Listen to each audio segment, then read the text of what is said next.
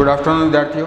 BSc part second में plant anatomy में हम टीएस ऑफ मोनोकोट रूट और डाइकोट रूट इनके बारे में हम पढ़ चुके हैं। अब कुछ स्पेशल जो रूट हैं जैसे टीनोस्पोरा की रूट है वो आपके सिलेबस में है, तो उसको हम देख लेते हैं। टीनोस्पोरा ये प्रैक्टिकल में भी है, ठीक है।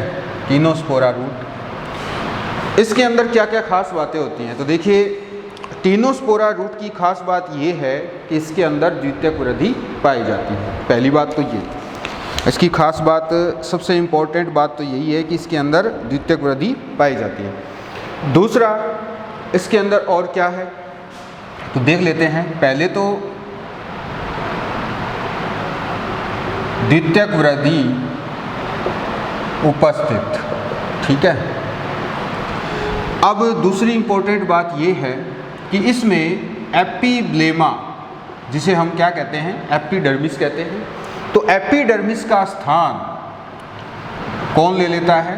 एपिडर्मिस का स्थान जो है वो पेरिडर्म ले लेता है। कौन ले लेता है? पेरिडर्म, ठीक है। दूसरी बात ये क्लियर। तीसरा जो इसके अंदर सबसे महत्वपूर्ण जो है इसका, वो ये है कि इसके अंदर जो है प्राथमिक फ्लोएम को कुचल दिया जाता है, यानी कि प्राथमिक फ्लोएम दिखाई नहीं देता है। अब चूंकि सेकेंडरी ग्रोथ है तो इस हिसाब से प्राइमरी फ्लोएम दिखना चाहिए, लेकिन इसमें ऐसा नहीं होता है। प्राइमरी फ्लोएम जो है वो दिखाई नहीं देता, ठीक है। क्लियर। ये इसकी मुख्य बातें हैं, इसकी संरचना अभी हम देखेंगे।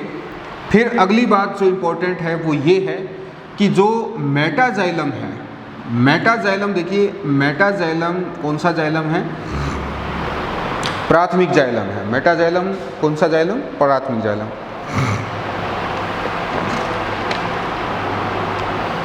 और जो द्वितीयक जाइलम है,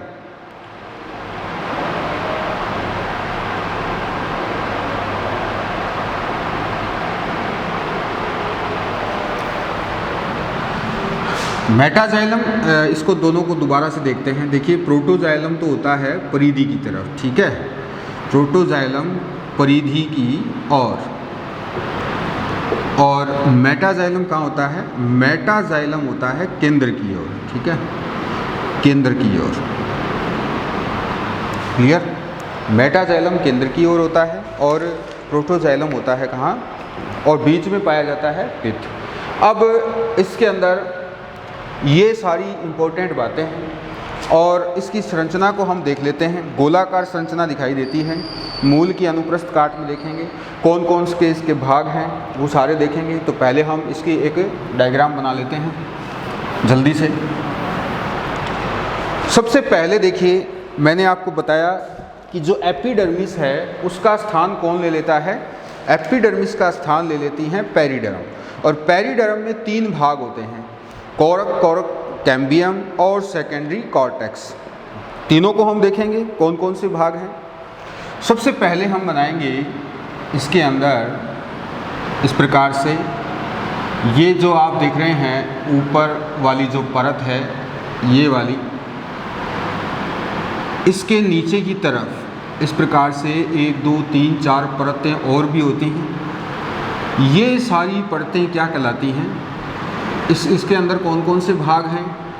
तो ये जो आप देख रहे हैं अभी मैंने जो बनाई है करंट में, सबसे ऊपर तो है कोरक, ठीक है। और ये वाली जो बीच में जो 3-4 लाइनें जो बनी हुई हैं ये कहलाती हैं कोरक कैम्बियम। ये कोरक कैम्बियम है।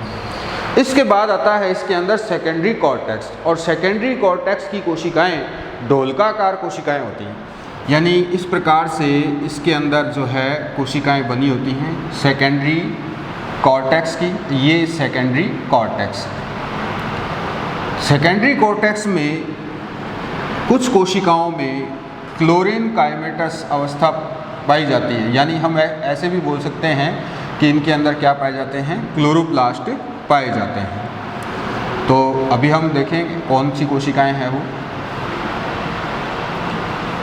ये हमने बना लिया इसका सेकेंडरी कॉर्टेक्स। और सेकेंडरी कॉर्टेक्स में जैसा कि मैंने अभी बताया आपको कि कुछ में क्या होती हैं, क्लोरोप्लास्ट पाए जाते हैं, हरित लवक होते हैं, ठीक है, जैसे कि ये वाली हैं, ये सारी हरित लवक युक्त हैं। ये पाचेस बने होते हैं, यानी कि हम अगर देखें तो इधर और इधर क्लोरेन्काइमा है लेकिन बीच में नहीं है। अब इसके बाद आता है इसके अंदर सेकेंडरी फ्लोएम। तो सेकेंडरी फ्लोएम से पहले मैं आपको बता देना चाहता हूँ कि जो पेरिडर्म है, इन तीनों को मिलाकर के ही क्या कहते हैं, ये जो सेकेंडरी कॉर्टेक्स है, इन तीनों को मिलाकर के क्या कहेंगे हम, पेरिडर्म कहेंगे, ठीक है, यानी परित्वक कहेंगे, हिंदी में परित्वक कहते हैं। अब कोरक कैम्बियम, इनके भी अलग अलग नाम हैं। तो देखिए फैलम कहेंगे किसको हम, कोरक को, इसको हम फैलम कहते हैं, ठीक है। इसके बाद आता है फैलोजन। तो फैलोजन कौन सा वाला है, फैलोजन कहलाता है जो ये वाली जो है कोरक कैम्बियम, ये कहलाती है फैलोजन, ठीक है। और फिर इसके बाद नंबर 3 पर आता है फैलोडर्म। तो फैलोडर्म क्या हो जाएगा, ये हो जाएगा, ये फैलोडर्म हो जाएगा। तीनों भाग आ गए हैं, ठीक है, तीनों को मिलाकर के पेरिडर्म कहते हैं। समझ में आ गई बात। तो कोरक कोशिकाएं कैसी हैं देख लेते हैं। साथ ही साथ ही जो कोरक कोशिकाएं हैं ये आयताकार, यानी मैंने आपको यहाँ पर छोटा बनाया है डायग्राम ताकि पता चले, लेकिन ये जो ऊपर वाली लाइन आप देख रहे हैं जिसको मैंने थोड़ा सा कटा हुआ बनाया है, ये वास्तव में क्या है, ये है कोरक। और कोरक में जो कोशिकाएं हैं वो कैसी होती हैं, ढोलकाकार कोशिकाएं होती हैं। आयताकार कोशिकाएं, ढोलकाकार कोशिकाएं हो सकती हैं, और मृत कोशिकाओं का स्तर होता है ये, ठीक है। ये वाला जो यहाँ पर अगर हम देखें कोरक कैम्बियम को अगर हम थोड़ा सा नीचे भेज दें तो ये 3-4 परतें आप देख रहे हैं, ये कोरक की होती हैं, ठीक है। इसको हम ऐसे बना लेंगे तो ज़्यादा बढ़िया रहेगा, ठीक है। तो इससे पता लग जाएगा कि ये आयताकार कोशिकाओं का समूह है, इसको हम कहेंगे कोरक। मृत कोशिकाएं हैं और 2 से 3, 3 से 4 या 7 तक परत इसकी हो सकती है।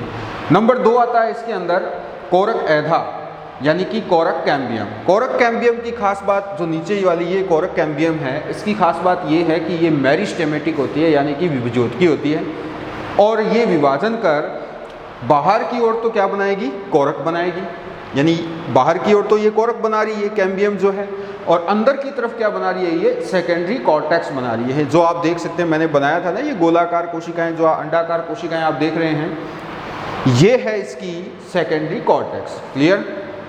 तो सेकेंडरी कॉर्टेक्स अंदर की तरफ बनती है और बाहर की तरफ कोरक बनती है। दोनों का निर्माण किसके द्वारा होता है, कोरक कैम्बियम द्वारा किया जाता है। जो बाहर की ओर कोरक बनती है वो वास्तव में एपिडर्मिस का ही एक तरह का भाग हम कह सकते हैं, एपिडर्मिस की तरह ही वो कार्य करता है, सुरक्षा का काम भी करता है, ठीक है। लेकिन एपिडर्मिस इसमें नहीं पाई जाती है।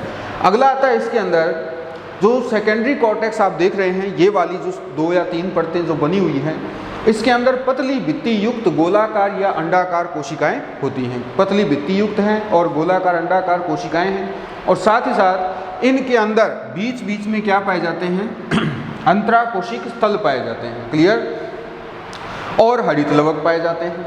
फिर इसके बाद आती है एंडोडर्मिस। तो देखिए एंडोडर्मिस इसके अंदर दिखाई नहीं देगी। उसका कारण क्या है, तो देखिए इसके अंदर सबसे महत्वपूर्ण कारण ये होता है कि एंडोडर्मिस इसलिए दिखाई नहीं देती है क्योंकि इसके अंदर सेकेंडरी ग्रोथ पाई जाती है, और सेकेंडरी ग्रोथ की वजह से अंदर की तरफ सेकेंडरी जाइलम भी बनेगा, सेकेंडरी फ्लोएम भी बनेगा बाहर की तरफ, ठीक है। तो एक तो ये उत्तक हो गई। दूसरा, ऊपर भी आप देख सकते हैं कोरक कैम्बियम की सक्रियता है जिससे कि कोरक बन रहा है और अंदर की ओर सेकेंडरी कॉर्टेक्स बन रहा है। तो एक्स्ट्रा जो सेल कोशिकाओं का समूह है, उत्तकों का समूह है, उनके बनने की वजह से एंडोडर्मिस नहीं दिखाई देती है। ये आपको याद रखना है। अब इसके बाद है परिरंभ। तो परिरंभ की बहुत ही हल्की सी परत होती है, इस प्रकार से ये लगभग अंडाकार आयताकार कोशिकाएं इसके अंदर पाई जाती हैं। ये आप जो देख रहे हैं अभी, ये है इसकी पेरिसाइकिल, ठीक है, ये पेरिसाइकिल होगी। क्लियर? अब हमने यहाँ तक क्या देखा, ऊपर का जो भाग है, ये वाला जो ऊपर वाला भाग है, ये एपिडर्मिस का रीजन है। एपिडर्मिस के बाद कॉर्टेक्स रीजन, और कॉर्टेक्स रीजन के बाद ग्राउंड जो टिश्यू है वो कॉर्टेक्स इसी के अंदर आता है। एपिडर्मिस, फिर ग्राउंड टिश्यू। ग्राउंड टिश्यू में कौन कौन से आ गए? ग्राउंड टिश्यू में आ गए हैं इसके अंदर कॉर्टेक्स भाग, एंडोडर्मिस, पेरिसाइकिल, ठीक है, ये आ गए ग्राउंड टिश्यू में। और उसके बाद आते हैं वैस्कुलर टिश्यू में। तो वैस्कुलर टिश्यू कैम्बियम, बाहर की ओर phloem, xylem, secondary phloem, secondary xylem, ये सारे किस में आते हैं? ये वैस्कुलर सिस्टम में आते हैं, वैस्कुलर तंत्र में आते हैं, ठीक है, यानी कि सेवन तंत्र में आते हैं। तो अब आगे देखते हैं सेवन तंत्र यानी कि वैस्कुलर बंडल कैसे होते हैं। तो वैस्कुलर बंडल देखिए, इनके अंदर अरीय प्रकार के वैस्कुलर बंडल पाए जाते हैं। रूट है तो अरीय ही मिलेंगे, और चतुर आदि दारुक होते हैं, यानी 4 का बंडल हो सकता है, आदि दारुक हैं, चतुरादि दारुक हैं। और इसके बाद द्वितीयक वृद्धि होती है, तो प्राथमिक फ्लोएम तो दिखेगा नहीं, लेकिन सेकेंडरी फ्लोएम इसके अंदर दिखाई देता है, ठीक है। प्राथमिक फ्लोएम दिखाई नहीं देगा, सेकेंडरी फ्लोएम दिखाई देगा। तो देखते हैं किस प्रकार से। प्राथमिक फ्लोएम जो है बहुत ही छोटा सा यहाँ पर क्या होता है, छुप जाता है। इस प्रकार से यहाँ पर ये छुप गया है, और बच गया इसमें कौन सा? Secondary phloem. तो ये सेकेंडरी फ्लोएम है, जो अभी बन रहा है ये सेकेंडरी फ्लोएम है, ठीक है। डायग्राम बनाते वक्त हमें इन बातों का ध्यान रखना होता है कि कौन सा स्तर किस पोजीशन पर है, उसमें कौन कौन से प्रकार की कोशिकाएं हैं, या सारी कोशिकाएं एक ही प्रकार की हैं। दूसरा, उनकी संरचना क्या है, ठीक है। संरचना से मतलब है कि उनकी शेप किस प्रकार की है, वो डोलकाकार हैं, आयताकार हैं, या हेक्सागोनल है। तो इन बातों से आप देखिए इनको पहचान सकते हैं। तो मैं आपको बता दूं, एंडोडर्मिस जो है वो आयताकार या डोलकाकार कोशिकाएं ही होती हैं अधिकतर, और कॉर्टेक्स रीजन में दोनों प्रकार की मिल जाती हैं। लेकिन रूट की अगर बात की जाए तो रूट में कौन सी कोशिकाएं पाई जाती हैं? ये गोलाकार अंडाकार ही पाई जाती हैं, ठीक है। आगे चलते हैं।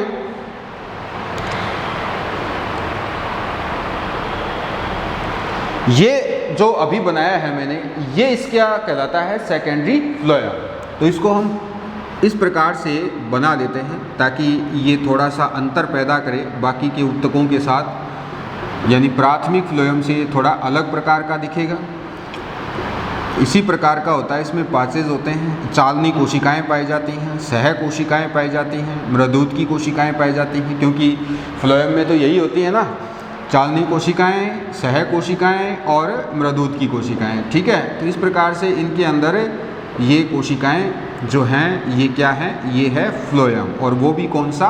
सेकेंडरी फ्लोएम, ठीक है। सेकेंडरी फ्लोएम इसलिए है क्योंकि अंदर की ओर यहाँ पर क्या है, इसमें यहाँ पर इसके अंदर है कैम्बियम। कौन सी?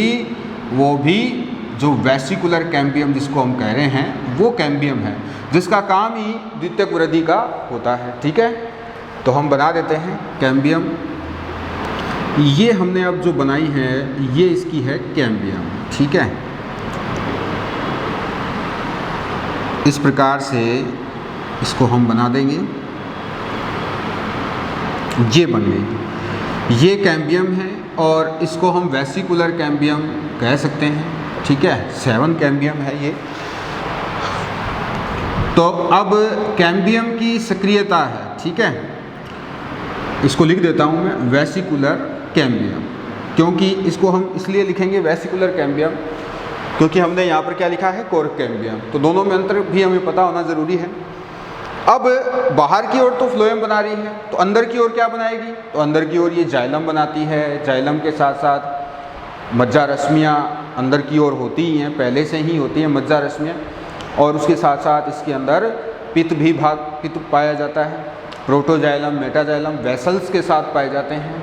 तो प्रोटोजाइलम तो केंद्र की तरफ होता है, और मेटाजाइलम भीतर की तरफ होता है, अंदर की तरफ होता है, और कुछ वेसल्स भी पाई जाती हैं। तो वेसल्स भी देखेंगे इसके अंदर किस प्रकार की हैं। देखिए जो मेटाजाइलम है वो यहाँ पर है, ठीक है, यहाँ है मेटाजाइलम। फिर ऊपर की ओर देखेंगे तो ये वाला सारा जो सेक्शन है ये किस में आता है, प्रोटोजाइलम में आता है, ठीक है। किस प्रकार से बनेंगी कोशिकाएं देख लेते हैं। कैम्बियम लहरदार होती है और संपूर्ण वलय में होती है, ये पहले आपको ध्यान रखना है। तो हम बना लेते हैं कुछ कोशिकाएं। तो हम देखिए ये बना रहे हैं इसके अंदर, ये तो है, इसका थोड़ा छोटा और बना देता हूँ ताकि ध्यान रहे। ये वाला जो भाग है ये वेसल्स हैं, ठीक है, ये वेसल्स हैं, इनको हम कोशिकीय रूप नहीं देंगे, क्लियर, ये ऐसे ही खाली रहेगी। और इसके बाहर यहाँ इधर ये सारी जो कोशिकाएं हैं ये कहलाती हैं इसमें प्रोटोजाइलम, ये प्रोटोजाइलम है, ठीक है।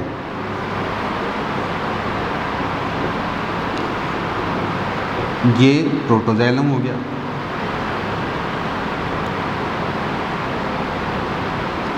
ठीक है, ये मज्जा रश्मियाँ हैं, इस प्रकार से ये मज्जा रश्मियाँ हैं, इधर भी हैं, ये मज्जा रश्मियाँ हो गई।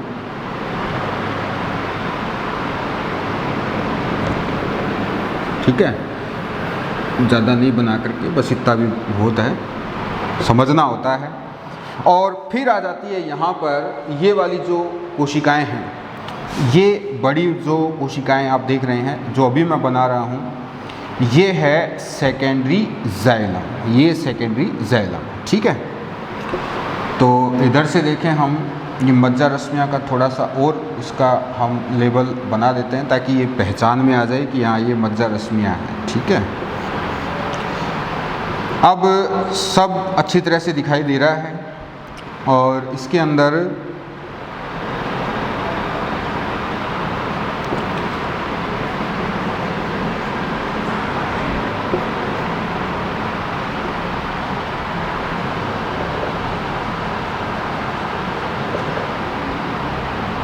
ठीक है। तो सारे भाग इसमें लगभग सारे भाग आ चुके हैं। अब नीचे की तरफ आएंगे तो यहाँ पर ये जो छोटी छोटी कोशिकाएं आप देखेंगे, ये वाली, ये कहलाती है मज्जा, ठीक है, अंदर की तरफ होती है ये मज्जा। तो ये सारी मज्जा है, यहाँ लिख देता हूँ मैं, ठीक है, नीचे दिखाई नहीं देगा तो मैं लिख देता हूँ, नीचे वाला जो भाग है वो मज्जा है, ये कहलाता है सेकेंडरी जाइलम, ठीक है। सेकेंडरी जाइलम नहीं बोल करके इसको हम मेटाजाइलम बोल देते हैं, क्योंकि ये सेकेंडरी जाइलम तो पूरा खुद ही है।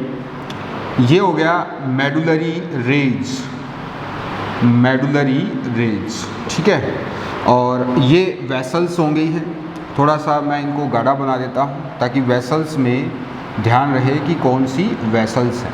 तो ये वेसल्स हैं, ठीक है।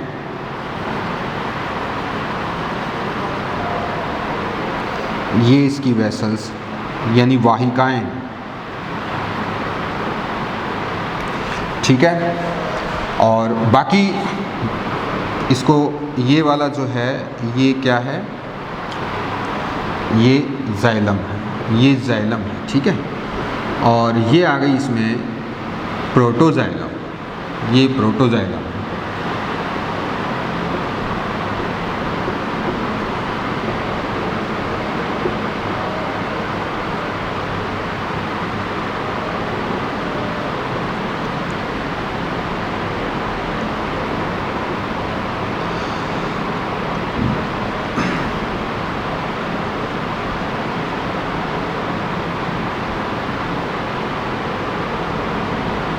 ये प्रोटोजाइलम हो गया। तो डायग्राम अब आपके हिसाब से मैंने बनाया है ताकि समझ में आ जाए। ये मेडुलरी रेज हो गई और ये हो जाता है सेकेंडरी फ्लोएम।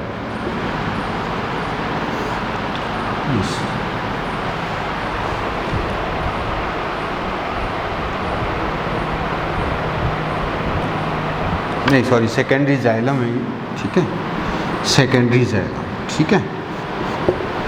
ये सेकेंडरी जाइलम है और ये प्राइमरी जाइलम है यानी मेटाजाइलम, ठीक है। पहले प्राइमरी जाइलम बनेगा मेटाजाइलम, उसके बाद सेकेंडरी जाइलम यानी कि प्रोटोजाइलम बनता है। ठीक है, इस प्रकार से होता है। तो अब इसमें और मुख्य बातें क्या हैं? तो सबसे इम्पोर्टेंट बात है कि इसके अंदर मूल रोम नहीं पाए जाते हैं, मूल रोम इसके अंदर नहीं होते हैं। एक बार इसको हम फिर से देख लेते हैं, इसका इम्पोर्टेंट टीनोस्पोरा रूट के बारे में हम पढ़ रहे हैं। टीनोस्पोरा रूट में 3 भाग होते हैं, आपको ऐसे याद करना है, 3 भाग होते हैं। कौन कौन से?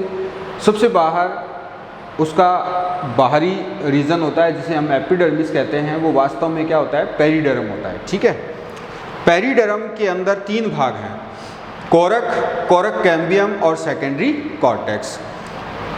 जो कोरक कैम्बियम है ये बाहर की ओर कोरक बनाती है, जो मृत कोशिकाएं हैं, आयताकार कोशिकाएं हैं, और अंदर की ओर इस प्रकार से गोलाकार कोशिकाओं का स्तर बनाया जाता है जिसको हम कहते हैं सेकेंडरी कॉर्टेक्स। ठीक है, सेकेंडरी कॉर्टेक्स इसलिए कह रहे हैं कि अगर कैम्बियम नहीं होती, अगर उसमें विभाजन नहीं होता, अगर आगे वृद्धि नहीं होती, तो फिर ये सिर्फ क्या कहलाती? कॉर्टेक्स कहलाती। लेकिन यहाँ पर कैम्बियम की सक्रियता से बनी हुई है ये, इसलिए ये कहलाएगी सेकेंडरी कॉर्टेक्स। सेकेंडरी कॉर्टेक्स में कोशिकाएं दोनों प्रकार की हैं, लेकिन जो सामान्य कॉर्टेक्स है यानी प्राइमरी कॉर्टेक्स, जैसा कि मैंने बताया था कि बीच में कहीं ये छुप जाता है क्योंकि कैम्बियम की सक्रियता से सेकेंडरी कॉर्टेक्स बन जाती है, इस वजह से।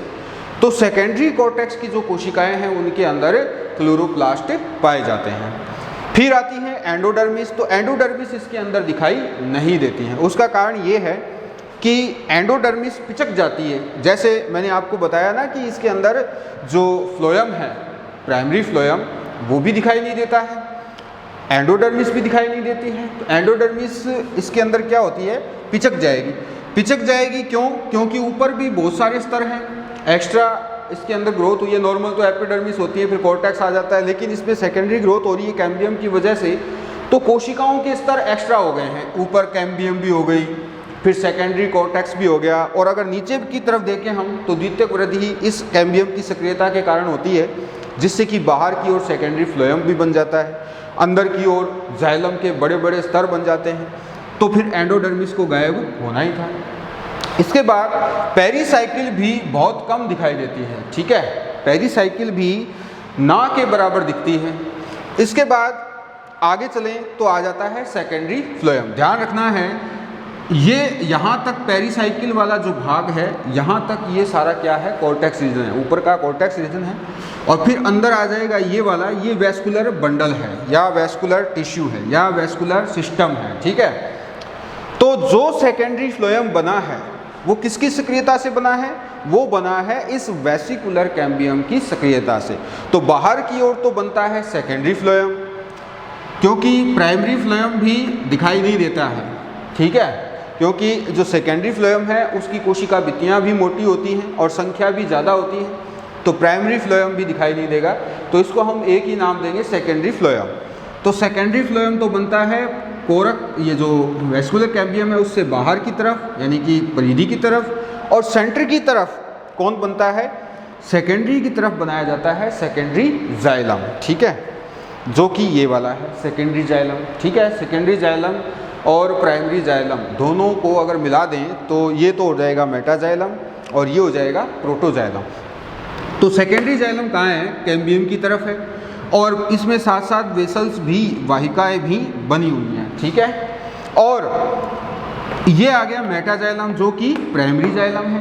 प्राइमरी जाइलम की कोशिकाएं बड़ी होती हैं और केंद्र की तरफ होती हैं, जबकि प्रोटोजाइलम कहाँ होता है? परिधि की तरफ होता है। साथ ही साथ इसमें मज्जा किरणें भी पाई जाती हैं, ये मज्जा किरणें हैं। ठीक है, और नीचे की तरफ क्या है? मज्जा है। तो इस प्रकार से टीनोस्पोरा रूट की संरचना है। मेन बातें इसकी यही है कि इसके अंदर दोनों प्रकार की कैम्बियम है, कोरक कैम्बियम भी है और वेसिकुलर कैम्बियम भी है। ठीक है, दूसरी द्वितीयक वृद्धि होती है। तीसरी, इसके अंदर प्रोटोजाइलम बाहर की ओर, इसका मतलब एक्सार्क है यानी कि बाह्य आदिदारुक है। मेटाजाइलम अंदर की ओर होता है। क्लियर? और इसके अंदर जो कॉर्टेक्स रीजन है उसमें क्लोरोप्लास्ट पाए जाते हैं। ठीक है, इसके बाद इसके अंदर अरीय प्रकार के वैस्कुलर बंडल होते हैं। अरीय प्रकार के वैस्कुलर बंडल में मैंने आपको बताया था कि अल्टरनेट जाइलम और फ्लोएम होते हैं, अलग अलग त्रिज्या पर होते हैं, एक त्रिज्या पर नहीं होते हैं। ठीक है, यानी इस तरह से जाइलम और फ्लोएम क्या है, अल्टरनेट हैं। क्लियर, एक त्रिज्या पर हम इसको नहीं बता सकते, अरीय ही बताएंगे। और ऊपर के जो भाग हैं तीनों, जो कि पेरिडर्म कहलाता है, ऊपर का ये वाला भाग पेरिडर्म, इसमें 3 भाग हैं। इनको आप विशेष तौर पर ध्यान रखना क्योंकि ये एग्जाम में फैलम, फैलोजन, फैलोडर्म के नाम से ही पूछे जाते हैं। ठीक है, या फैलोजन पूछ लिया, फैलोजन क्या है, पेरिडर्म के बारे में पूछ लिया तो आपको फैलम, फैलोजन और फैलोडर्म तीनों के बारे में बताना है। और तीनों किसमें शामिल है, पेरिडर्म में ही शामिल है। कोरक कोशिकाएं हमेशा मृत कोशिकाएं होती हैं, ये जीवित कोशिकाएं होती हैं। अंदर की तरफ जो कोर्टेक्स है वो जीवित कोशिकाएं हैं। कोरक कैम्बियम भी जीवित कोशिका है, लेकिन जो कोरक है वो मृत कोशिकाएं होती हैं। तो और देखिए इसमें क्या है, तो यहाँ पर आप देखेंगे तो इसके अंदर अंतराकोशिकीय स्थल पाए जाते हैं। अंतराकोशिकीय स्थल भी महत्वपूर्ण होते हैं, गैसों का विनिमय इसमें बना रहता है। और साथ ही साथ देखिए इसमें जो मूल रोम है, क्योंकि एपिडर्मिस पर मूल रोम होती हैं अधिकतर, हम यही देखते हैं। लेकिन जब द्वितीयक वृद्धि हो गई, कोरक बन गई, तो कोरक बनने के बाद तो फिर पॉसिबल ही नहीं है रोम वहाँ पर रहेंगे, तो रोम जो है वहाँ नहीं पाए जाते हैं। तो टीनोस्पोरा की रूट में रोम एब्सेंट होते हैं। क्लियर, केंद्र वाला जो भाग है ये छोटा होता है, छोटा भाग है और मृदुत की भाग है। इसके अंदर मज्जा, इसको हम मज्जा कहते हैं, इसमें पित्त भरा रहता है। ठीक है, तो ये सारी जो खूबियाँ हैं वो टीनोस्पोरा की रूट में होती हैं। टीनोस्पोरा की रूट जो है वो इम्पोर्टेंट है। जो द्वितीयक फ्लोएम है उसमें 4 नलिकाएँ, सह कोशिकाएँ और फ्लोएम मृदुत तक पाया जाता है। और छोटे छोटे समूह बन जाते हैं। किसकी वजह से बन जाते हैं, इसके अंदर छोटे छोटे समूह, जो आप मज्जा रश्मियाँ देख रहे हैं ये वाली, ये चारों तरफ इस तरह से चारों तरफ होती है, तो इसमें क्या होते हैं, छोटे छोटे समूह बन जाते हैं। तो मज्जा रश्मियों की वजह से इसके अंदर छोटे छोटे समूह भी बन जाते हैं। टीनोस्पोरा की रूट हम पढ़ चुके हैं, मोनोकोट रूट पढ़ ली, डाइकोट रूट पढ़ ली, एक प्रारूपिक संरचना हम जान चुके हैं। देखिए द्वितीयक वृद्धि केवल मैंने आपको टीनोस्पोरा में ही बताई है। ठीक है, बाकी मैंने आपको मोनोकोट और डाइकोट रूट में केवल सामान्य वृद्धि बताई है। तो बार बार देखिए सिलेबस में एक ही चीज़ को बार बार करने का कोई मतलब नहीं है। रूट दोनों प्रकार की हम संरचना में देख चुके हैं और अब हम स्पेशल जो रूट हैं उनके बारे में पढ़ रहे हैं। जैसे टीनोस्पोरा हमने देख ली और अब अगली जो रूट है वो आती है ऑर्किड की रूट, और उसके बारे में हम कल पढ़ेंगे। ऑर्किड की रूट भी इम्पोर्टेंट है एग्जाम की दृष्टि से। और उसके बाद इसके अंदर पार्श्व मूलों की उत्पत्ति किस प्रकार से होती है रूट में ये, और फिर स्टेम की आंतरिक संरचना देखेंगे। ठीक है, और फिर स्टेम जो है दोनों प्रकार के, मोनोकोट और डाइकोट, उन दोनों में सेकेंडरी ग्रोथ का हम पढ़ेंगे। तो सेकेंडरी ग्रोथ 2 प्रकार की है। देखिए एक तो सामान्य द्वितीयक वृद्धि होती है और एक होती है असामान्य द्वितीयक वृद्धि। अधिकतर चांसेस एग्जाम में आने के होते हैं असामान्य द्वितीयक वृद्धि के। तो दोनों के बारे में हम देखेंगे, दोनों पढ़ेंगे। मेन टॉपिक आपको मैं सारे करवा दूंगा। ठीक है, थैंक यू। आज के लिए बस इतना ही।